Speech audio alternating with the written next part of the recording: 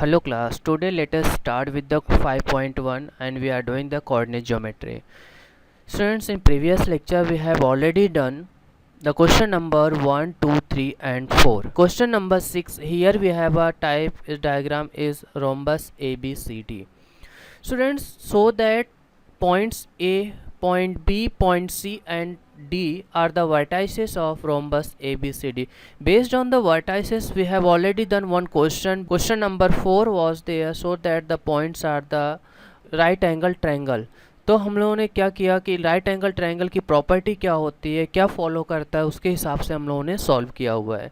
सिर्फ extra knowledge की requirement आपको यहाँ पे है कि एक्स्ट्रा नॉलेज में आपको पर्टिकुलर प्लेन डायग्राम की थोड़ी सी आपको प्रॉपर्टीज, उसके साइड्स के बारे में, उसके एंगल्स के बारे में आपको थोड़ा आना चाहिए, तो ही आप कर पाओगे. नहीं तो आप इसमें नहीं समझ में आएगा कि आपको इसमें करना क्या है, कि आपको अगला स्टेप आपको क्वेश्चन रहेगा लेकिन स्टार्टिंग कहाँ से करना है आपको वही नहीं समझ में आएगा. Question number 6 is that student, so that the points A B C and D are the vertices of rhombus A B C D. So let us study something about the rhombus. Rhombus के बारे में एक बार थोड़ा सा हम लोग पढ़ लेते हैं कि रोम्बस क्या.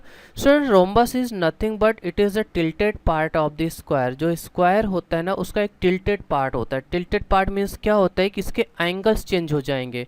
इन square all angles are 90 degree, in rhombus opposite angles are congruent हो जाएगा.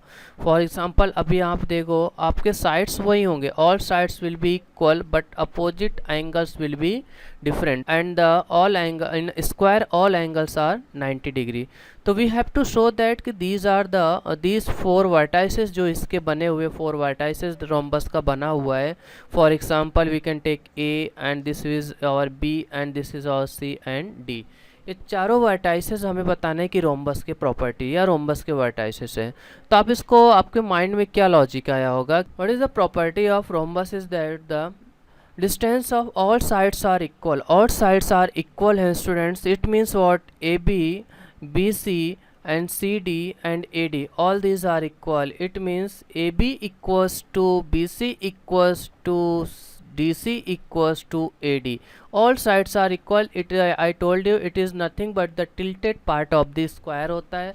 तो साइड में कोई भी चेंजेस नहीं होता है, सिर्फ इसके एंगल्स चेंज हो जाते हैं. बट यहाँ पे हम लोग एंगल्स की बात ही नहीं कर रहे हैं. Here we are finding the distance, तो ऑब्वियसली हमारे पास क्या होगा, साइड्स के बात किए जाएंगे. So let us find out हमें क्या करना है सभी साइड. बट स्टूडेंट्स, एक इंपॉर्टेंट चीज़ आपको बता दे रहा हूँ कि आपको ये किसने बताया कि यहाँ पे ए होगा, यहाँ पे बी होगा, यहाँ पे सी होगा, यहाँ पे डी होगा. यहाँ पे कुछ भी हो सकता है. ए बी सी डी आपका पोजीशन ए चेंज हो सकता है, बी यहाँ, सी यहाँ, डी यहाँ पे. बट वर्टाइसेस आपके पास चार ही होंगे. आप चार ही लेंथ फाइंड आउट करोगे, A B, B C, D C and A D. आप यही फाइंड आउट करोगे. सो सिमिलरली हम लोग कहीं पे भी पोजीशन हो सकता है. ये आपका एक्सप्लेनेशन पार्ट है, ऐसा अज्यूम करके आप मत चलो कि ए बी सी डी इसी वे में ए बी सी डी है. ये कहीं पे भी हो सकता है. सिर्फ हमें क्या फाइंड आउट करना है कि इनके जो डिस्टेंस है, this distance should be equal. हमें इक्वल होना चाहिए. हमारा इंपॉर्टेंट पार्ट यही होगा. तो for that we need to have a distance formula. एक बार हम लोग रिवाइज कर लेंगे. Distance formula of any two points is given by, यहाँ पे मैं रिविजन कर तौर पे करा देता हूँ. Distance formula P of x1 comma y1 and Q of x2 comma y2, then the distance between P and Q is given by, we have a square root of, I told you आपको क्या याद रखना है कि बीच में plus sign होगा and square और माइनस टर्म याद रखना है. So square root of x2 minus x1 the whole square and y2 minus y1 the whole square. This one is the square distance formula to find out the distance between two points. So here we need to find out distance between AB. यहाँ पे आप directly find out कर सकते हो. आपको इसमें x1, x2, y1, y2, x3, y3, x4, y4 assume करने की ज़रूरत नहीं है. Just write down distance between AB. So D of AB equals to, directly I will substitute value over here. मैं यहाँ पे directly value substitute करूँगा. And you people just you have to go through it. आप इसके ये सब solution को देखो ध्यान से कि किस तरीके से हम लोग यहाँ पे सॉल्व कर रहे हैं. So A B we are finding. A B आपका ए यहाँ पे है, बी यहाँ पे है, तो पहला मैं वैल्यू ए लूँगा, फिर सेकेंड ए पार्ट लूँगा. So -1 -4. So -1 minus of -4 the whole square plus y2 minus y1 यहाँ पे एज्यूम करो 2 minus of -7, 2 minus of -7 and that is the whole square. Okay, so let us calculate that. As I told you, whenever you have a minus of -2 कुछ भी कर रहेगा तो आपका positive हो जाएगा. So similarly here we have a -1 plus 4, this become +4 the whole square, plus of 2 plus 7 and that become the whole square. Therefore it is equal to the -1 plus 4 become +3 the whole square, and this we can write 9 will be the whole square. So let us find this value. यहाँ पे value find करते हैं 9 plus 81 and whichever you are getting over a root of 90. Students आप यहाँ तक भी solve करते हो तो भी आपका राइट है, आप इसको एक्सपांड करने की ज़रूरत नहीं है. एक्सपांड करोगे तो भी आपको वही आंसर मिलेगा, नहीं भी करोगे तो भी, यहाँ तक करोगे तो भी एनफ है.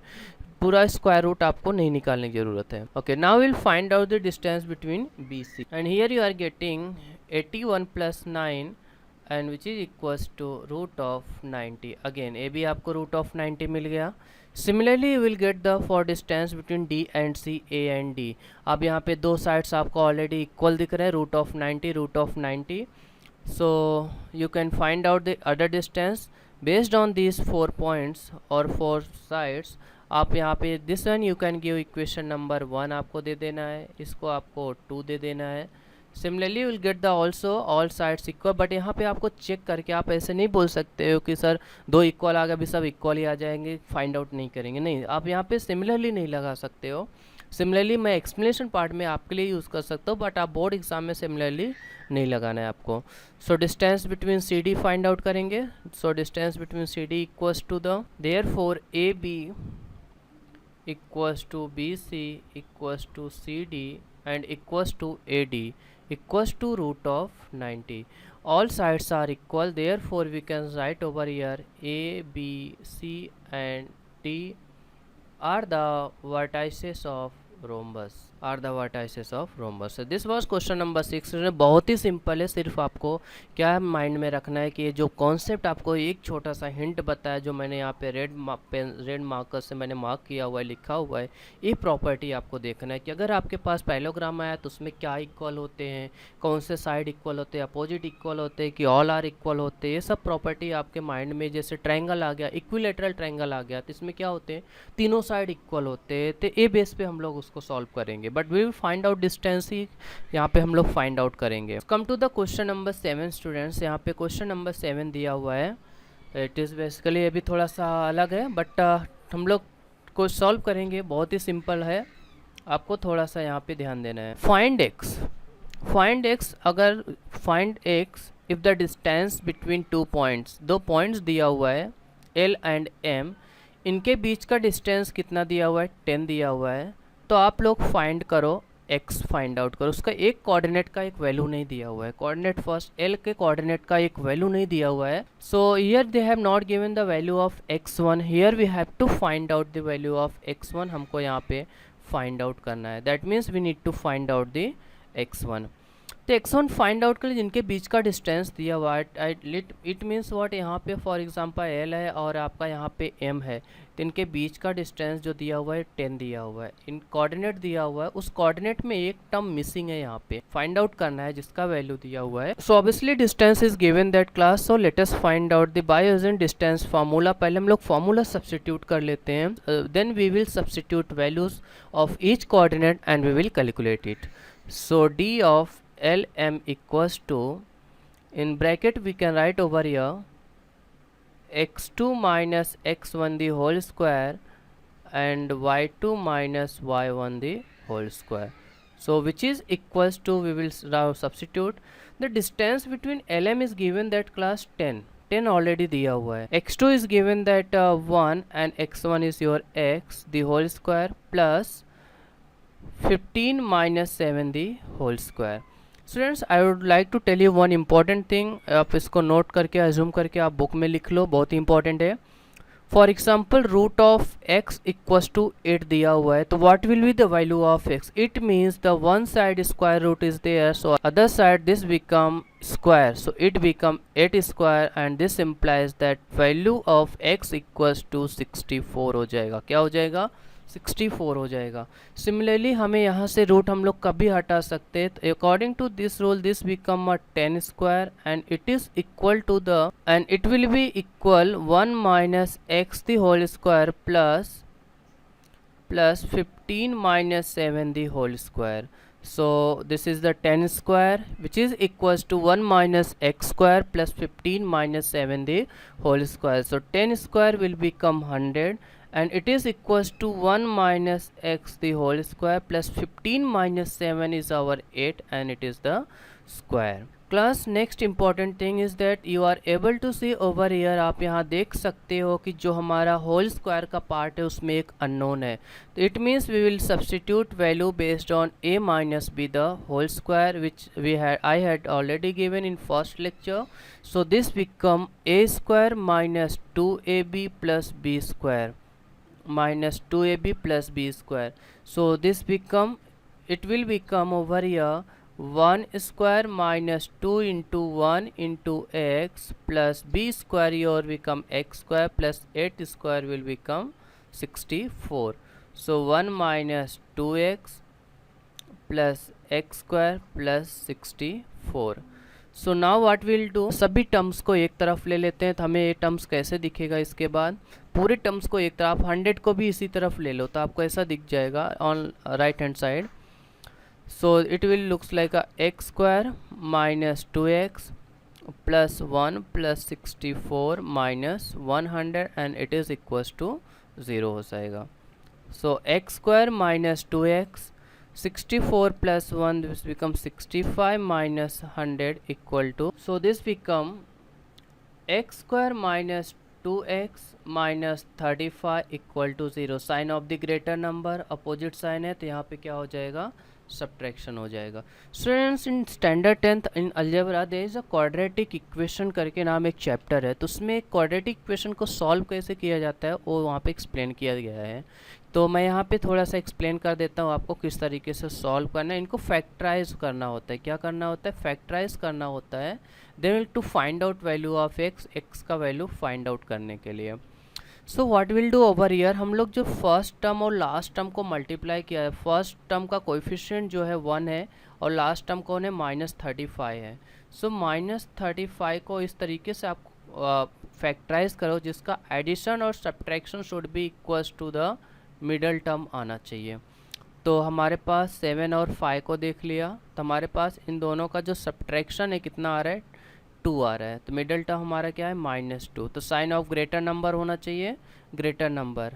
सो what we can write this as a x square minus 7x plus 5x minus 35 equal to 0. So here we are getting x common in these two terms. So we can write x into x minus 7 plus 5 is common in both the term. These two term we are getting over here. So x minus 7 equals to 0. So we can write x plus 5 equal to 0 or x minus 7 equal to 0. So or we have a x minus 5 or x equals to 7.